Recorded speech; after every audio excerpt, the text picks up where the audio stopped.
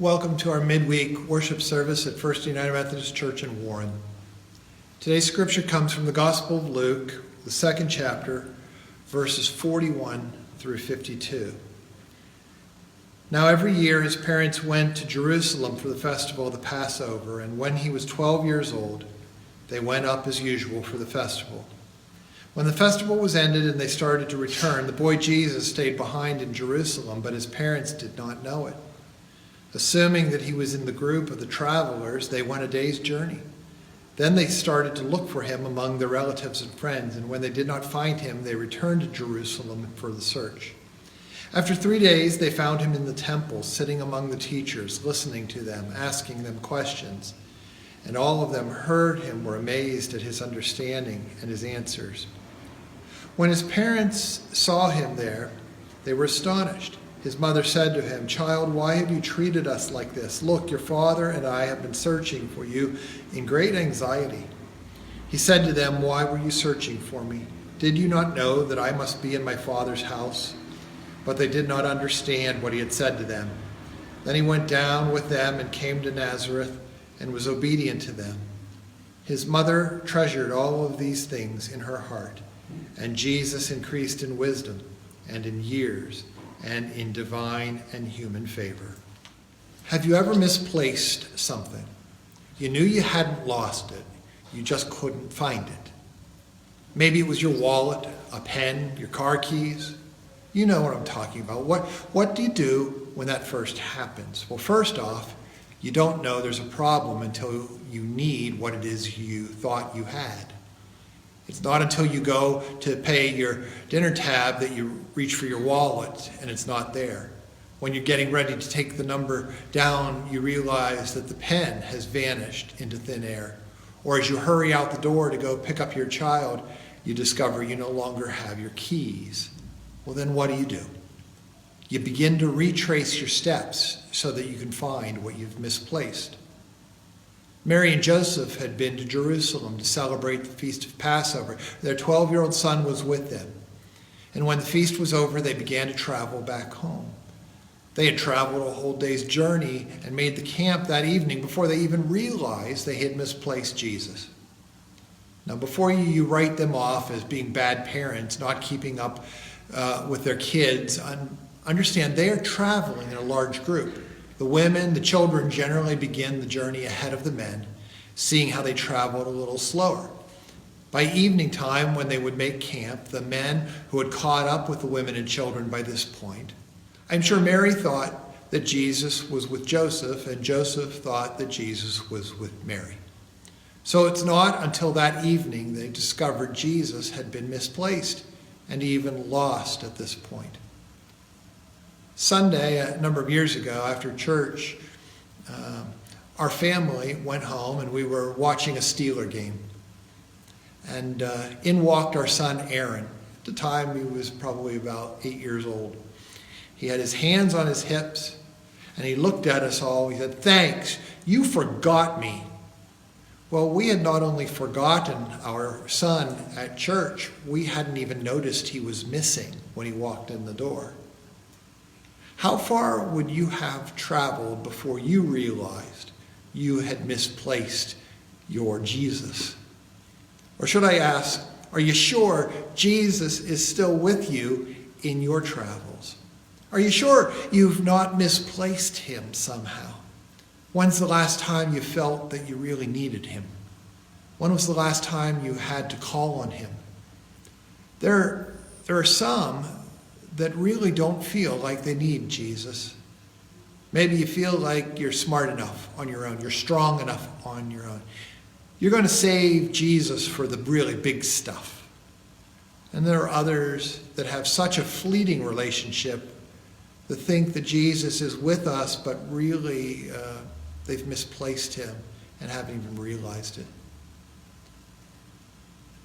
In the coming days, we have New Year's.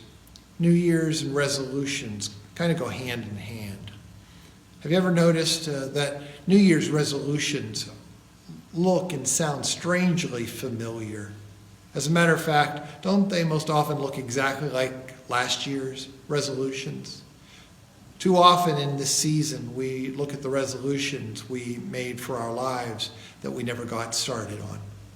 Too often, we get too far away from the source that gives us life, fuels our spirit, reveals our soul. We wander and we forget. And that's why we come to places that we might encounter the living Christ in our reading of Scripture, participating in some form of worship, to remember what's important, to discover the lines we drew for ourselves in the past.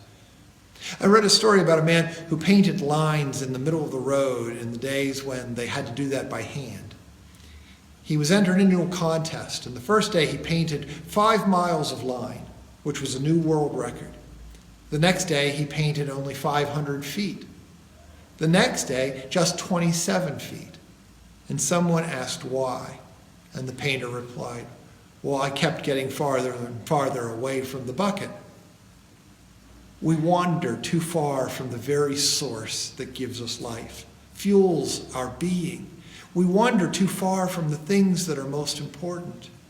And for some of us, that happens in a matter of minutes, hours, or days. And for others, it happens over the course of a lifetime. Needless to say, it doesn't matter if you can mark the time with a stopwatch or a calendar. We all find ourselves at some point adrift, far away from the one who can give our life real meaning. So the simple question for us to consider today is this: do you know where Jesus is for you today? It took me some time to understand the truth from Mother Teresa, who once said that there are no big deals anymore, just small things to be done with great love. Think about that. In our lives, in the church, in our communities, in our relationships, there's all kinds of things that are going to happen this coming year. There's going to be weddings and graduations. There'll be babies born and other significant moments unfold. But the reality is that most of the coming year will be spent, just as the previous year was, and the year before that, spent doing ordinary things. In fact, according to the liturgical calendar, very soon we will enter into that season on the church calendar year marked as literally ordinary time. What a good prophetic note for a new year. Most of the good that will be done in ordinary time, when no one's looking, when no one will report it to the newspaper. Here comes the new year, full of ordinary times. We will enter it ready to work it out for the common good while no one else is looking. In the middle of ordinary time, God comes with extraordinary moments that make all the others bearable, believable, and worthwhile. And let's remember, we cannot do it alone. We need the one who has come into the world to show us love, to show us the way, to show us how to live. We need Christ to go with us into this ordinary time. Even if we don't spend the majority of every waking moment thinking about him, we still need him. And the more we forget about him and our relationship with him, the more we run the risk of losing it all. A foolish old farmer, so the story goes, concluded one day that the oats that he had fed his mule for years were simply costing him too much. So he hatched a plan. He mixed a little sawdust in with the feed, and then a little more the next day, and even more the next day, each time reducing the amount of oats in the mix. The mule didn't seem to notice this gradual change, so the farmer thought, fine. He kept decreasing the portion of the oats and adding more of the sawdust. And then weeks later, on the day that he finally fed the poor beast nothing but sawdust, the mule finished the meal and fell over dead. Well, I hope the point is clear.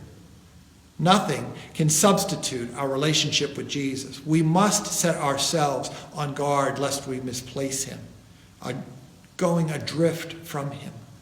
The exchange is ever so subtle. It's hardly even noticeable until our spiritual life collapses and we fall over, dead That's why this time is so important, as we end one year and begin anew, that we be reminded of what God has done for us in the past. And as we commit to taking him with us into each day of a new year.